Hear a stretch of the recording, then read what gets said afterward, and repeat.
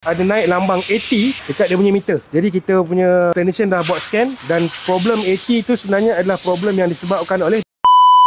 Baik tuan-tuan, ini kalau kita dapat tengok adalah minyak gearbox yang kita tadahkan daripada kereta ni lah. So kereta ni datang, dia kata kereta ni ada problem dengan dia punya gear. Masa reverse dia ada menyentak.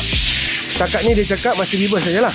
Jadi dia datang untuk checking dan dia cakap lagi satu ada naik lambang 80 dekat dia punya meter. Jadi kita punya technician dah buat scan dan problem 80 tu sebenarnya adalah problem yang disebabkan oleh dia punya solenoid. Jadi kalau solenoid maknanya dia punya valve body lah kan. Okay, macam ni valve body yang lama yang kita dah keluarkan lah. So apa fungsi valve body?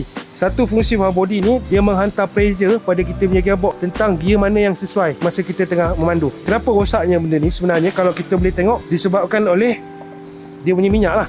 Kalau tuan-tuan dapat tengok minyak dia hitam kan. Kenapa minyak ni hitam? Minyak ni hitam disebabkan dia punya clutch dalam sistem gearbox dia ni dah terbakar. Mungkin dia selalu naik bukit, jadi disebabkan geseran-geseran yang melampau tu yang menyebabkan dia punya clutch tu terbakar. Dan minyak ni kalau kita cek memang ada banyak abuk lah, abuk-abuk clutch kan. Apa berkaitan dia dengan solenoid? Jadi minyak ni pula dia akan lalulah dalam solenoid. Sebab solenoid ni pun pakai pressure daripada minyak. Kita akan ganti valve body ni dan kita akan tukar minyak gear yang baru dan juga auto filter yang baru.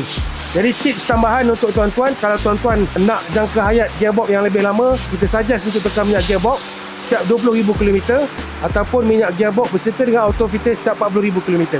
Okey tuan-tuan, kalau tuan-tuan ada sebarang masalah dengan kenderaan tuan-tuan, tak tahu nak buat macam mana, mungkin jerking gearbox ke apa ke nak servis, tak kisah, boleh datang ke Transmart Automotive section 11 Shah Alam ni.